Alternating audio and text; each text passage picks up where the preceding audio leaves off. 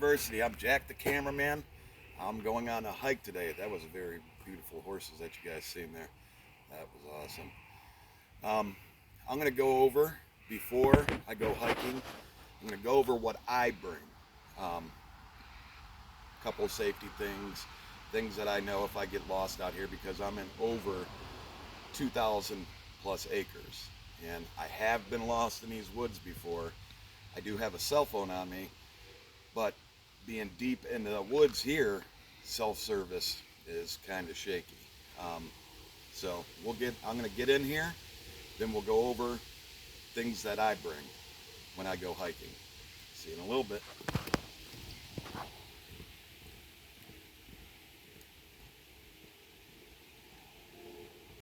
All right, guys, welcome back. Okay, I'm going to explain. My hiking is going to be different than a lot of people's hiking. A lot of people take backpack with food, water. I got that general stuff. I don't bring tennis shoes. I get off the beaten path a lot. I walk through streams, do some crazy stuff. Get out here, do some crazy walking around, get off the beaten path, you'll find some crazy stuff. But I got these shoes on, they're waterproof all the way up to my heels. Good for walking through mud. I don't really have to go around mud puddles if I don't want to. But let's get to what I bring. Water. Everybody takes water. I take a lot, I put a lot of ice in it. And throughout the trip, what I drink, the ice melts and has a little bit more and keeps it cold. Obviously, cell phone. And before you go out hiking, especially if you're by yourself, tell somebody where you are. If there's nobody answers a phone and you just want to get out there and go, when you park your car, write a little note of the time that you went, and always park your car in the front of the entrance. That way, if police or your people that patrol the woods, they see your car, they can stop up, read your plates, and see a little paper in your window on your dashboard saying, oh, these guys been out in these woods for 2 days. We need to get out here. There's somebody stuck out here. But always a cell phone, make sure it's charged. What I like to bring, because I get off the beaten path, not necessarily what you have to bring or what you should bring, but this is what I bring to get off the beaten path. Always bring gloves. That way, I take less of a chance cutting my hands, or if I need to pick up sticks,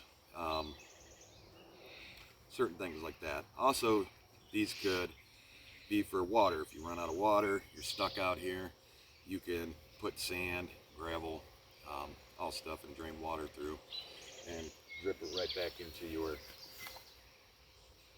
canister. So I like to bring gloves for that reason. I also have this. Now this is important to me because if I get stuck out here, I can also use this little baggie.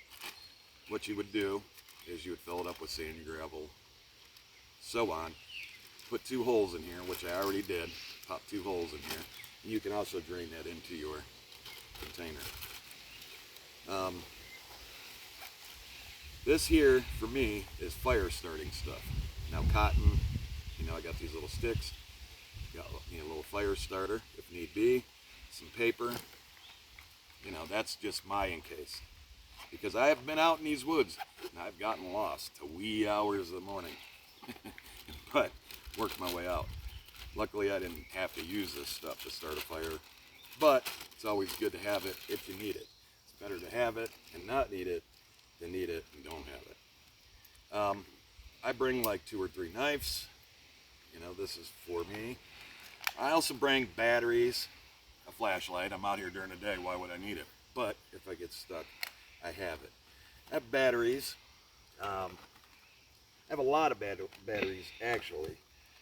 And I also carry a wire because I can use the batteries if it's raining. I have the cotton and I can get little stuff like this to start a fire.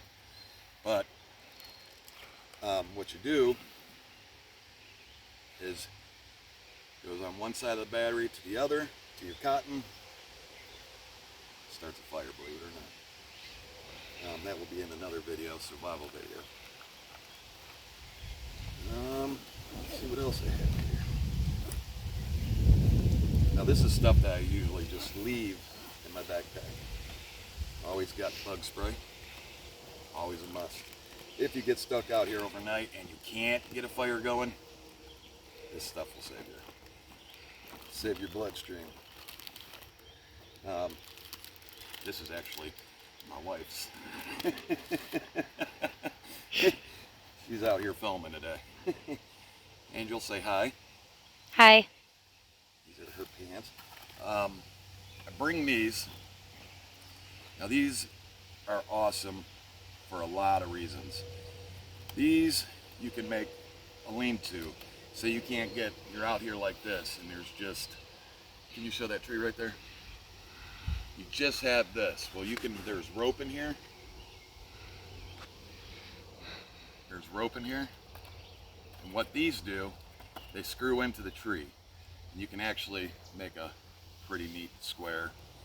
Will I ever have to use these? Hopefully not. But if I have to, I got them. Let's see. That's pretty much it for that pocket. But yeah, bug spray is a big thing. I don't know if y'all watch different Survivor stuff. I always bring a charger, battery bank, with the wire that I need. Different things, in a really tight scenario, you're stuck, you can use this for fishing string or snaring string, or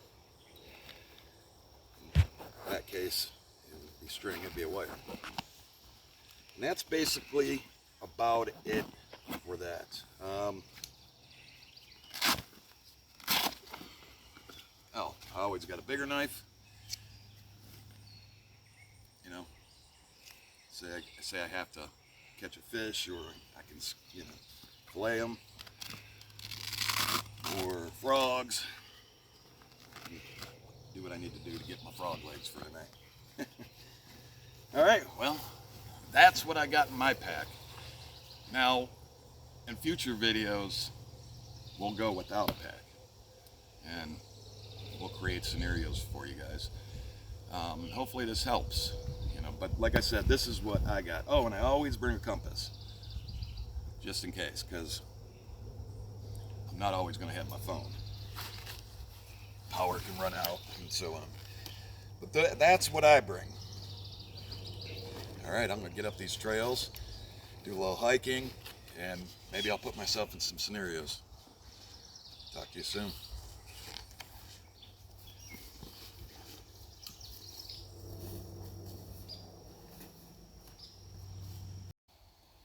All right, welcome back. Got up this trail a little bit, and this is very important to me. I wasn't going to do this now, but I think I should. If you're out here in these woods and you're stuck, say it starts storming, some equipment got wet, you can't, you know, get a hold of anybody on the outside. Maybe you have your kid with you. In my case, I could have my wife with me, and we just can't get out of these woods. We have no light, we're stuck in here. I want to show you a great lean-to. This could provide shelter for a night, to 2 nights, for a week if necessary. Anything to better your situation, make you feel good, make you feel like you're going to survive an extra night until the morning. This right here, or any leaning tree, could be a lifesaver. Just by really quick, you can start building a lean-to. What I'd like to do, I would clear all this out. Say I have nothing to lay on, and we just got to get in somewhere to keep us warm, partially out of, you know, from getting eaten up, and totally not drenched. I would try to get all this cleaned out, and most of this stuff would be easy to pull. You know, bugs love stuff like that. And different states, you would actually try to get off the ground. But here, we could just start building a lean-to. Getting it in there. Just real quick, you can start grabbing sticks that are tall enough. Getting them together.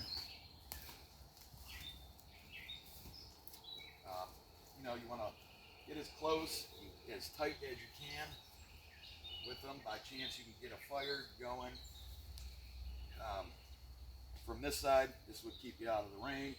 This side, you get a little fire, and you know, some of that heat would get up in here to keep you warm. If you can't get a fire lit, you could still get out of the wind and somewhat out of the wet.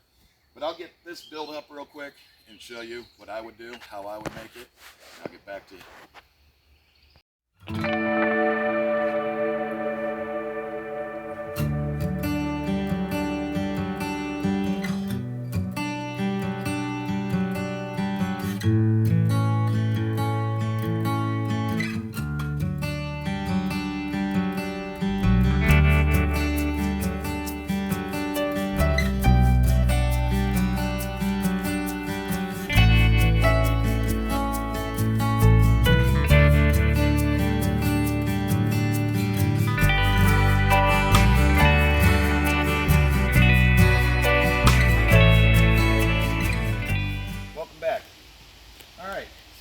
Lean-to up. Now this is just fast, and if you need to get something fast up, here you go. I mean, and you can button it up as, you know, it goes. You know, as, I don't know how much time you would have before sundown, or, but this is what you need. You know, you want to get a lot of greenery, especially if it's going to rain, and start fastening it in. You know, so the wind don't take it. I'll get this all buttoned up, and then we'll show you the after product.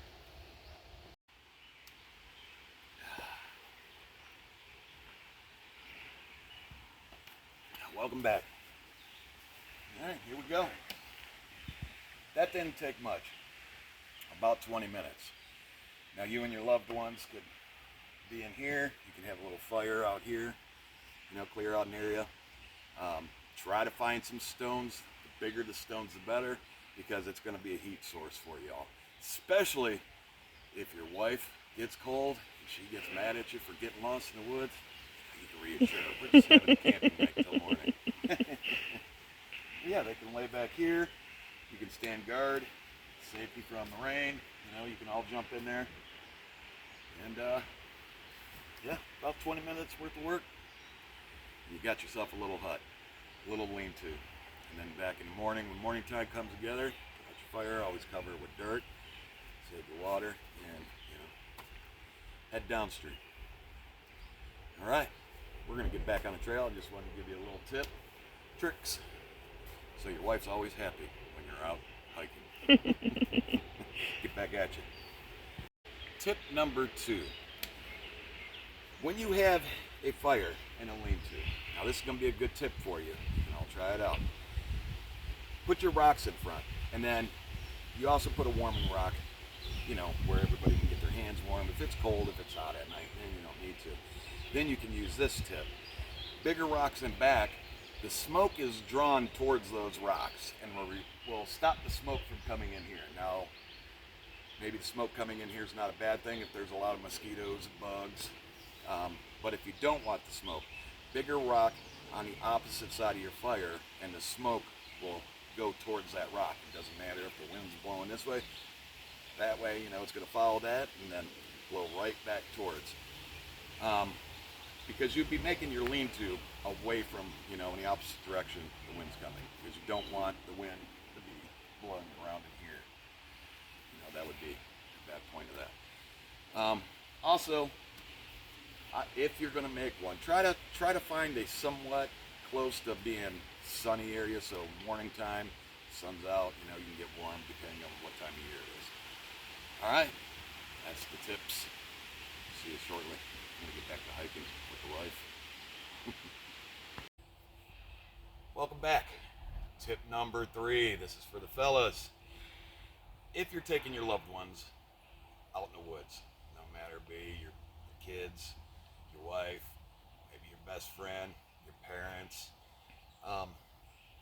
show them what poison ivy is so they're not squatting like me and getting all itchy, because I'll tell you what, if I just got done lost out here for a night and my wife's with me and then I let her go on a patch like this, and she's itching on the backside when we get home, ooh boy, there's going to be no forgiving me. So tip number 3, learn the poison ivy, learn the poison oak, poison sumac, so your wife ain't mad at you for a month. You don't want them itchy. Tip number 3. I'm going to do a tip number 4 real quick. If you're the man in front or the woman in front walking through the woods, and you're the one with the head down, looking around, make sure you call out, stump, hole, big rock, so nobody breaks their ankles, nobody gets hurt, so you can get safely out of those woods. That's tip number 4. Stump!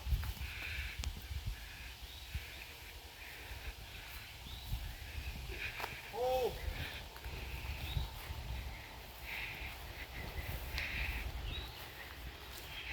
Stump!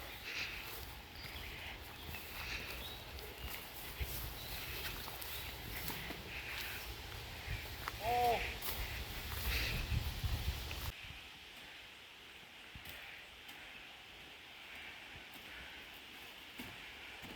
What a beautiful hike today. Last and final tip, and this is for safety. If you're going out hiking and you're taking your young ones with you, even your parents, if it's a family day, they sell whistles. The old-fashioned ones work the best, but any whistle. And get used to having your kids wear them out in the woods in case something happens, especially if they want to run off and play.